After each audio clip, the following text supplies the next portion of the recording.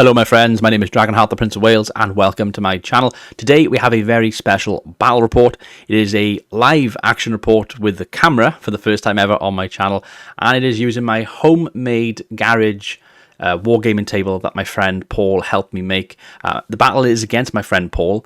He's playing as the Warriors of Chaos and I'm playing as Tomb Kings. It is a 2,500 point list. It's the first time ever I've gone to 2,500 points in the old world. This battle is sort of a tester with some of my units. I want to try a few different things on the table just to see what I can sort of do and different sort of army compositions, that kind of thing. Me and Paul have a tournament coming up in May. It is at the TSN Arena in Nottingham. It is my first ever Old World tournament. Paul has had some experience with the Old World previously. With wargaming tournaments previously. He has played in two 40k tournaments, but he's never played in a Old World tournament. So it's the first time for him for Old World, first time for me, full stop. So it should hopefully be a great weekend. I'm going to hope to, learn lots of things from playing very experienced players and just try my best and see how well I do. But anyway, without further ado, let's get on with the battle report. We're currently trying to sort this out, but here we have a open field battle between myself, Dragonheart, the Prince of Wales, playing as the Tomb Kings. We've got my friend Paul, also known as Lord Rexasaur from Update Monday. Patch Notes.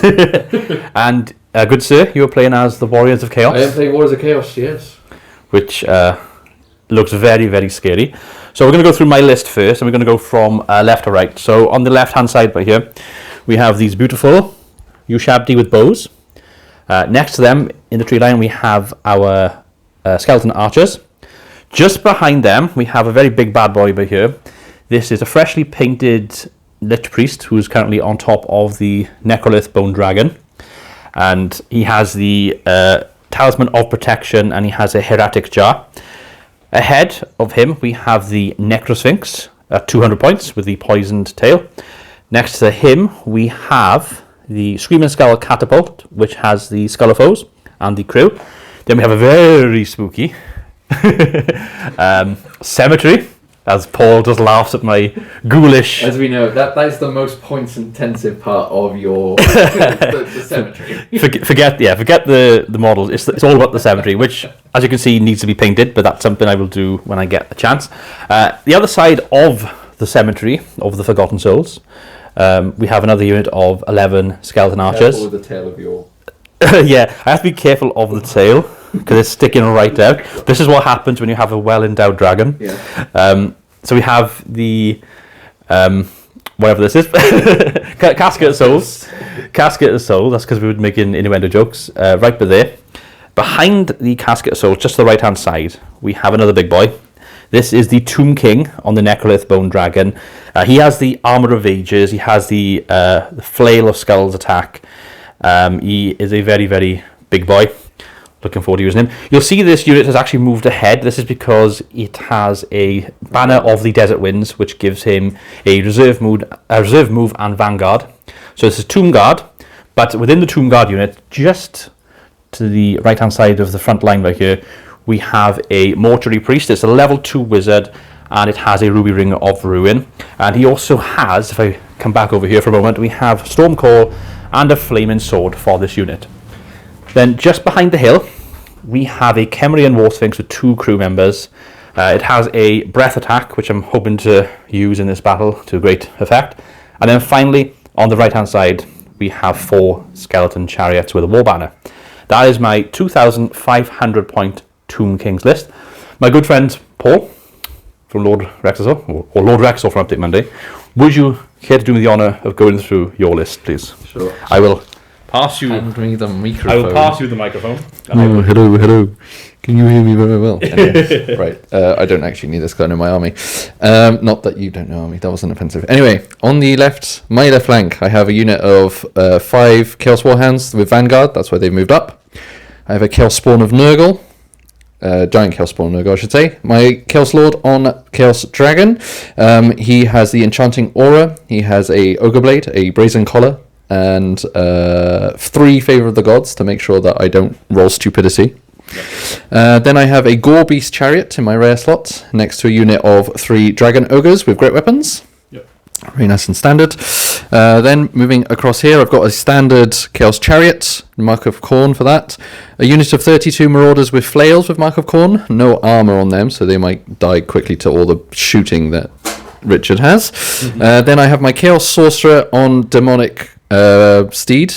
He has the Infernal Puppet. He also has the Armor of Meteoric Iron and a Spell Familiar, giving him 5 spells. I did unfortunately not roll Fireball for this one, which is very frustrating. But I do have Blue Fire and I have Pillar of Fire, so I guess I'll make that work. He's currently attached to a unit of 3 more Dragon Ogres with great weapons. Then I have a unit of 10 Chaos Knights, so they're the core slot. They have a Banner of Rage, which gives them Frenzy that cannot lose, and otherwise they just have Lances and Shields. And then finally, another unit of Chaos Warhounds that are vanguarded forward. Excellent. Would you like to explain to the viewers as well while you're here? No.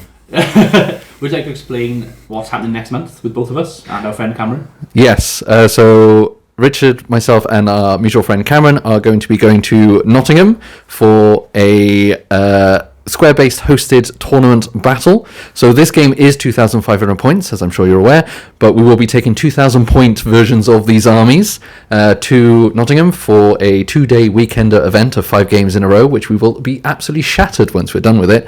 But yeah, it'll be good. As I said, Square-based is hosting it. We're both quite big fans of Square-based, so we're really looking forward to that. And hopefully this is going to help us learn a bit more about our rules, maybe. But we're looking forward to it.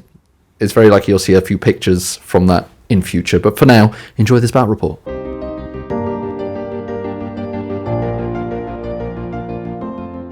Okay, it's going to carry on.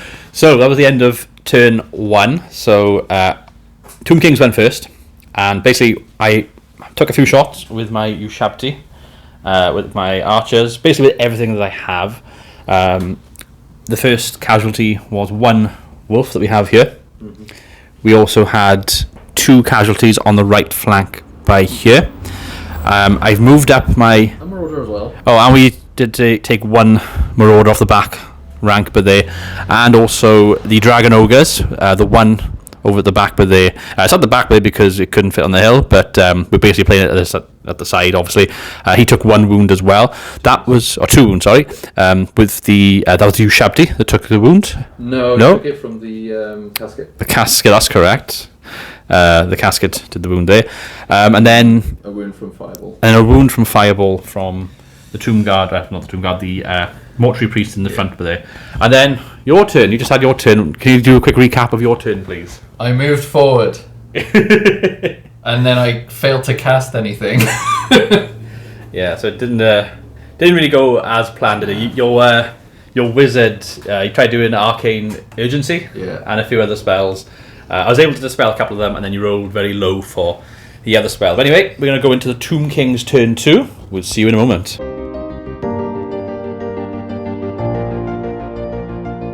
Okay, so we're at the end of combat turn 2 of Warriors of Chaos. We've just had turn 1 and 2 of Tomb Kings, turn 1 and 2 of Warriors of Chaos. Yeah, I'm Paul. End of turn 2. End of turn 2. It's just easy to say this is the Let me take you through exactly what happened during turn 2. Firstly, as you can see, it's quite difficult to see what the Tomb Kings have done because a lot of them are no longer on the table.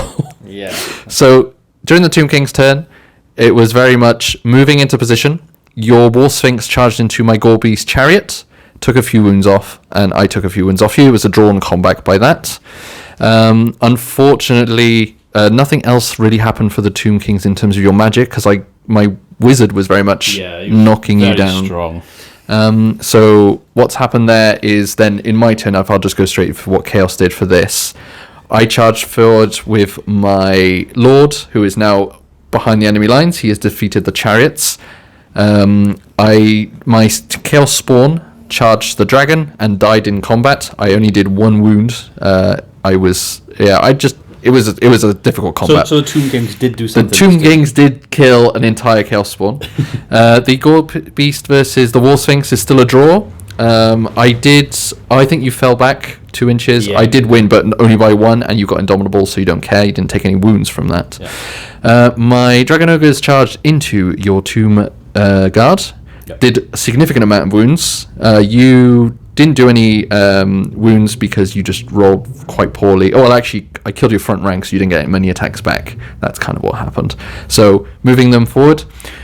My Chaos Chariot managed a very good charge into your Casket of Souls and killed it, and has charged continuously because it has Frenzy, so it can't restrain. Your archers are currently got a Pillar of Fire right in front of them, so that's scary. Yes. My Marauders attempted to charge the what's it called, the Screaming Skull Catapult, that's what it is, and failed. We should probably mention as well, in my turn, the Screaming Skull Catapult, it couldn't really do anything at all. I yeeted it in front of the building by here, but then when I went to try and fire, it malfunctioned. And then, which meant that in this turn 2, it wasn't able to do anything. It's just there as a so it's just there. I did fail my charge, so it's still there, but I am now within its minimum range. My Sorcerer moved up. It failed to cast anything except for Pillar of Fire, because your Wizard was able to dispel quite a few things. Behind that, you can see there's a Tomb Scorpion. I've managed to move quite far away from him, so he shouldn't be threatening. The Necrosphinx died, I think, quite luckily for me. I was able to pull off a curse of Cowardly Flight, so it had to go backwards, which allowed me to get the initiative bonus to kill it before it got to strike me with my Dragon Ogres, who are right now looking at the Scorpion. And then, more importantly now, my Knights charged into the skirmishing group of archers. Yeah, the archers first. As could be expected, like, I had 11 archers, they just went straight away without even... You did manage to kill one of them in Stand and Shoot, however, I just wiped them. And then I've charged into your, what's he called? The High Priest? It's the Lich Priest or High Priest on the Bone Dragon. So that's going to continue. That's going to be going now into turn 3, and then who's sharply... Richard failed to cast... So I had a big brain move where I was looking to try and move the Ushabti with the Travel Mystical Pathway spell, and the plan was to get that over here. It would therefore stop a direct charge by your knight, and it also put my Ushabti in a very good range to try and target your wizard. But unfortunately, it didn't come off. No, I can't remember if it was I dispelled it or you failed it, but either way, basically that allowed my knights to have a clear charge into your skeletons and then into your dragon. So at the end of turn 2, looking really good for Chaos right now. I'm in an incredibly good position. I'm still scared of your dragon, but I feel like everywhere else I should be fine. I got 2 dragons still on the table. I've also got my War Sphinx, so I'm still relatively... I wouldn't say happy, but I know I can do a bit of damage back to you. Yeah. It's whether I can turn the game around now in the next couple of turns. You're definitely on the back foot here, and it's going to take a while. Well, and the fact it's only turn 2, there's a lot to do. There's a lot for you to do. Yeah. Really. Anyway, we will make a cut here, and we will see you at the end of the next turn.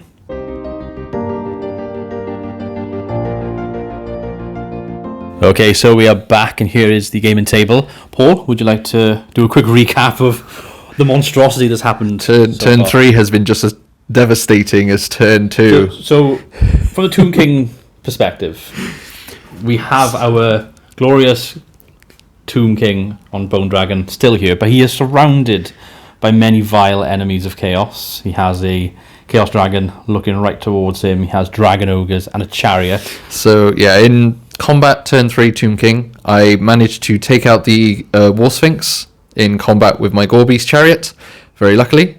I also took out the remainder of your Tomb Guard and your Mortuary Priest. Yeah. So I reformed, and now I'm trying to get into your dragon, so we'll see what happens in your next turn. Over here, my chariot couldn't do anything. You shot at it, didn't do any wounds, and my chariot turned around in my turn to face it. Your Scorpion charged the rear of my Marauders, and they killed one of them. I rolled very poorly. I was hoping that I could take a rank out or a few of them out or something like that, especially considering the Scorpion has stomp attacks as well. Unfortunately, we didn't get to the stomp attacks because you killed the Scorpion outright. Yeah, the flail's very strong on the first turn of combat. It allowed me to just wipe him out. So that happened there. Because the Scorpion died in the Tomb King turn, I was able to turn my Dragon Ogres around. I tried then to cast Arcane Urgency, but I failed the casting, which means they're stuck on a hill right now. However, my Sorcerer, who has moved up, did manage to cast the Pillar of Fire, which is currently next to some Ushabtis.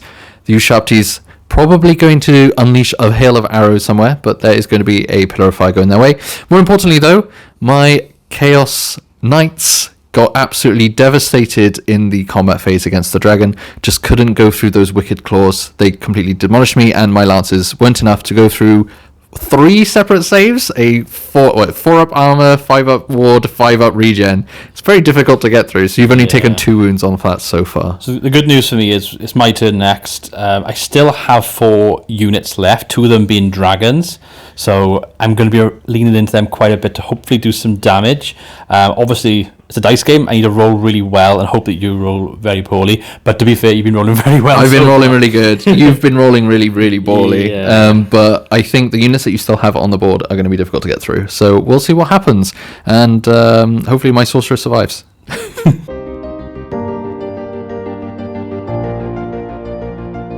All right, we have just finished turn 4. And it is very much not looking good for our dear Tomb Kings here. Yeah, it's gone terribly. So on this flank, basically, your dragon charged my Gore-based chariot and killed it. I did nothing to you. However, when following up, overrunning, you rolled only 6, which meant that you were out of range of my dragon ogres, but not out of range of my dragon. So my dragon has charged in and did significant amount of damage to his dragon. You are currently on 1 wound at the end of my turn. Yeah, it's rather unfortunate for me. And you were not able to do any damage to my dragon, just my armor save is just too high for you. Yeah. And the flail is good, but unfortunately you don't get a lot of armor piercing on it, which is kind of interesting. Here, I charge with both of my units. Into the archers. The warband can't actually make the charge, they just have to make it because of frenzy, so I just hit the terrain and stay still. The chariot, however, did make it and killed the archers basically just straight away. Over here, your Ushapti killed one of my dragon ogres. Yeah, they got 3 wounds away in the last one. Yes, and however they lost one of their own because of the Pillar of Fire that is still there. In your turn, you cast Summon Elemental Spirits. Yeah. Actually, the big thing that happened was that your dragon charged my sorcerer, and my sorcerer elected to flee, and you did not roll high enough to get my sorcerer. Yeah. And then my sorcerer, in my turn, has rallied. He's currently lying on the floor because he keeps falling off his horse. He managed to flee, so in his turn, he's moved up onto the hill out of range with the Dragon Ogre protecting him right now. Yeah, so now we're going into turn 5. Turn 5 for Tomb Kings. As you can see, with only 3 Ushabti and 2 dragons left, I'm literally just trying to get as many points as I can. I think the result is pretty much in the bag for the Chaos, but we'll see what the we'll see what happens. So yeah, we'll come back to you now at the end of the next turn.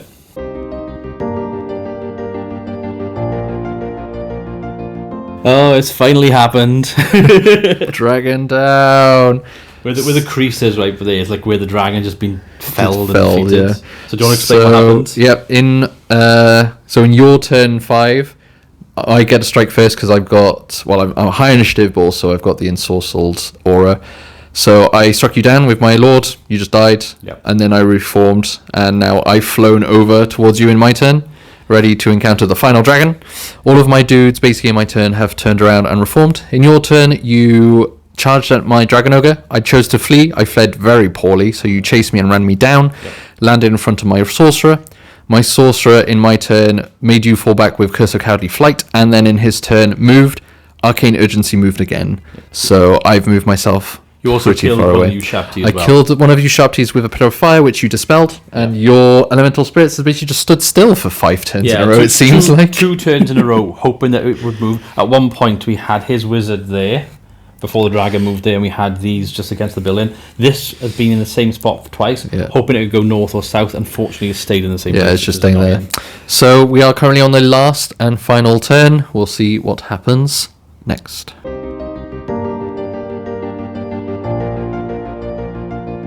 All right. Okay, here we are. So we did it. End of the battle. Unfortunately, it did not go my way for the Tomb Kings. We just did the calculations. So you had 2 banners that you took from my my chariot and also my Tomb Guard. So you had 2 banners. You basically you wiped had out 1 banner from me. 1 banner from you. You wiped out everything apart from my Lich Priest on Necrolith Bone Dragon, and I still had 2 Ushabti with bows left. So I scored about 1,000 points. Yeah, it was 974. Nearly 1,000 points. What did you score? I scored over 2,000. So if this was a tournament, it would roughly be about 18-2. 18-2 or 9. I think it's probably 1. 18-2 because it's 2,500 points that Yeah. we're playing, so it's a little bit wonky. Yeah. But yeah, the table looks very chaos dominated, basically. Yes. I wasn't able to scratch anything afterwards. My dragon was not in range of his for the final turn. I did lose 4 dudes trying to charge through your summon elemental spirits, which after 2 extra turns didn't move. Yeah. So there we go. So that's the game. How you... Obviously, we've got this tournament coming up now in a month's time Yeah. in Nottingham. It's going to be our first ever Old World tournament. You obviously got some experience with 40K. tournaments, and you did quite well last time. I've been very much middle of the pack when it comes to the 40K, Yeah. but I feel I'm going to be honest. I feel pretty confident with my list. I would be confident with that list. This is obviously 500 points more. I bought things that I don't usually get to bring. The Chaos Knights, like I'm not bringing in my actual list, but basically the Chaos Lord is unchanged. The Sorcerer is unchanged, and those are the 2 big hitters that I've got. I've got 2 units of Dragon Ogres, which are unchanged and still in my list. Yeah. My big unit of Flails, that's in my list. So all of these things done pretty well. You pretty much know exactly what you're going to be taking for a 2,000 point and what you can remove from the So I feel pretty happy. I feel confident. I think what we're going to do before the tournament is we're going to be discussing your list and what you can do with the 2,000 points. Obviously, I'm 500 points over. I've taken 2 dragons today. I mean, the dragons themselves are 440 points. So I'm going to take 1 dragon to this tournament.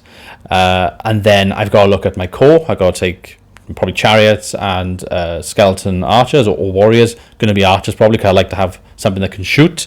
But then I got to work out where other things go in. For example, I've had very, very unfortunate rolls with my Screaming Skull Catapult in 2 games now, and I think that's just how artillery is in the Old World at the moment. I think some people are getting really lucky with their rolls, but I think consistency wise the Casket of Souls is just a better consistency because you've got it's power level 3, so you get +3 to your roll. It's only a 9 to cast. If you're not going up against a Chaos Lord that makes you a Sorcerer Lord that's making you reduce your spell casting, you'll be fine.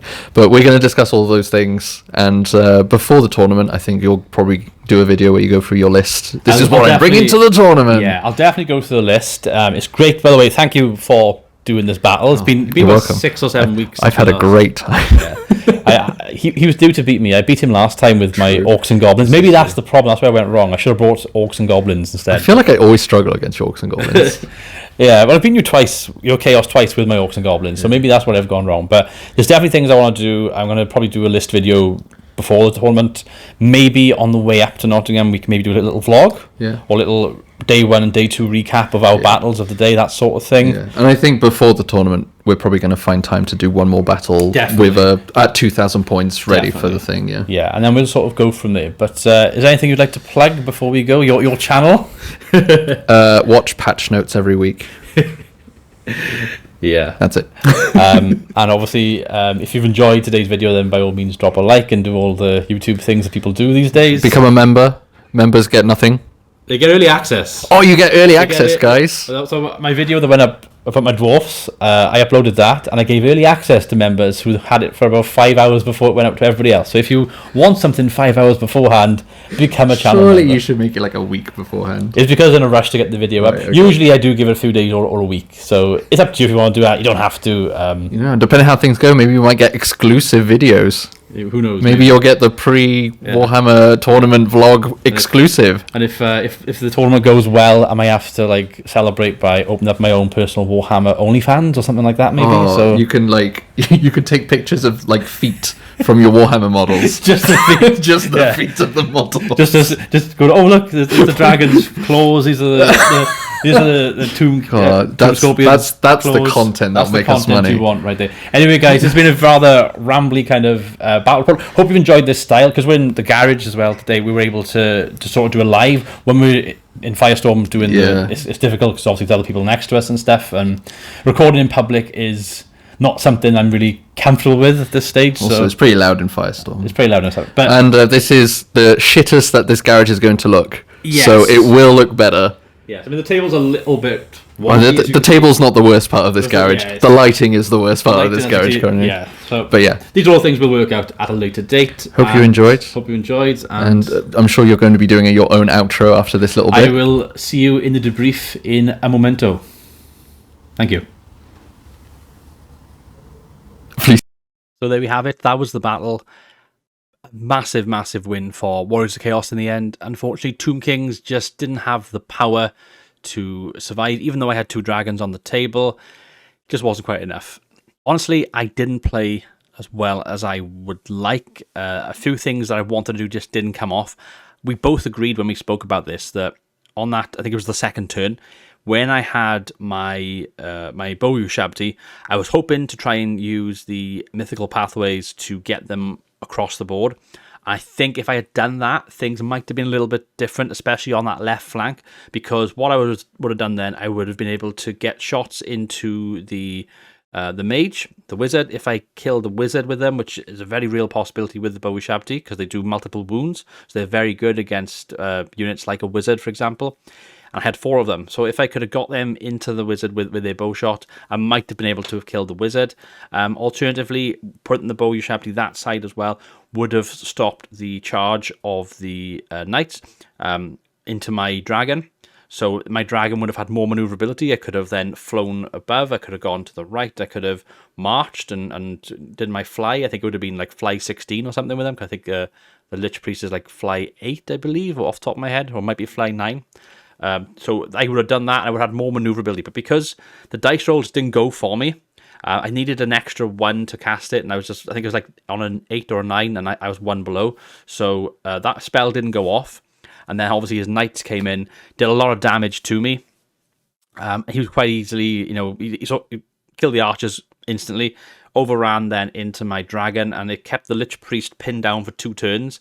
Obviously the Lich Priest and the dragon were able to finish off the knights, but they were a pain in the backside, and for only a few hundred points compared to my 440 points for the Bone Dragon, it was just not quite enough for me.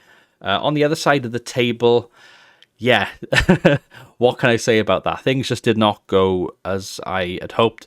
I definitely have learned a big lesson with this list. This list is very strong. I have a lot of good things going for it. I have 2 units of archers that can shoot. I have my Casket of Souls, which can shoot. I have my artillery, which will let me down badly. And I don't think I'm going to take artillery to the tournament next month. But artillery is a shooting equipment, it's a siege weapon as well. I have my Lich Priest that can do spells and can shoot things. I have my general on his dragon who has a flame attack, so he can also, shoot in the shooting phase as well. I had my mortuary priest within the tomb guard. He was able to get a ruby ring of ruin off at one stage, although it only did like 1 wound to his dragon ogres. I was hoping to get a bit more damage out of it, but he got something that can shoot as well. And then the chariots have bows as well. And also the crew on the Howdah of the Khemri War Sphinx can also shoot. So I have a vast array of things that can shoot in the shooting phase. The mistake that I made in this battle was that I probably should have spent at least an extra turn just holding my line and just shooting things into him, because he only had his wizard that can fire and do spells. He had nothing else that could shoot me in the shooting phase. So I could have dominated the shooting phase and wiped things out. At first, I started to do that with his Warhounds, his Chaos Warhounds. I shot a few of them, and I killed like 2 and then 1 in the other side of the flank. But I should have done that on another turn as well, I think. And what I ended up doing, I charged forward with the Necrosphinx, which I don't think it's the wrong play, because it made him think and made him adjust his tactics slightly. Obviously, he couldn't do a direct charge on me because his dragon ogres were one side of the hill and I was the other side of the hill. So it was a case of, well, as soon as he goes on that hill, I can charge him. Although I did nearly miss that, and he very kindly corrected me and said, "Do you want to charge your next?" I was like, "Oh yeah, of course." Because they're so big, the models, it almost looked like they were already in combat, even though I hadn't made that charge. But unfortunately, the Necrosphinx didn't do what I was hoping it would do. It did roll very poorly. It whiffed completely. I think it did 1 wound or something. And every single time it was like, hitting on 5s or whatever, and I had like 5 attacks or something, and only 1 would go through. It was kind of frustrating. Just did not roll well at all. I think it was a combination. This game and this result was a combination of bad rolls and also probably not utilizing the army to its capability. Positionally, I could have also improved. And I realized this after I deployed, I had my Lich Priest on the Bone Dragon on the left flank, and I wanted to use Mythical Pathways on the Tomb Guard to yeet them up the board, which is what I've done in previous battles. And then I sort of realized, oh wait, the Tomb Guard are the other side of the battle, so I couldn't do it. I'm just out of range. So I mean, I had my reserve move anyway. So because I had a banner, I had the banner of Desert Winds, so I was able to get up the board a little bit faster with that. But being able to yeet your Tomb Guard into something is a pretty good thing to do if you want to pin a big unit down for a turn, just so you can get your other units into position. My Khemrian War Sphinx, I could have done a lot better. I was quite disappointed. It was the first time I used it in combat as well. In my previous battle report that I did, it was used in just a missile with a crew in like a missile thing, and I wasn't able to actually get into combat. But its stat line, it's okay, but it could be better. If it had something else, I think it would be good. It's just a smaller Khemrian War Sphinx, and I think... it's just a smaller Necro Sphinx, and I think for the extra few points, you may as well just go Necro Sphinx. But like I said, the Necro Sphinx rolled poorly and did not do what I wanted it to do in this battle. But we're going to do more battles. We have a couple of battles lined up now in the next sort of month or so. We're going to Nottingham on the 9th of May, and we'll be playing on the 10th and the 11th of May. It's at the TSN Arena. It is a old world tournament. It'll have new players like myself. It'll have lots and lots of very experienced players. It'll be 5 games. There'll be 3 games on the Saturday and 2 games on the Sunday. I'm going there for the vibes. I'm going there to try my best and have some fun. And if I can win one game, if I can please win one game, that would be absolutely amazing for me. But anyway, guys, I hope you've all enjoyed this very different battle report. Until next time, goodbye.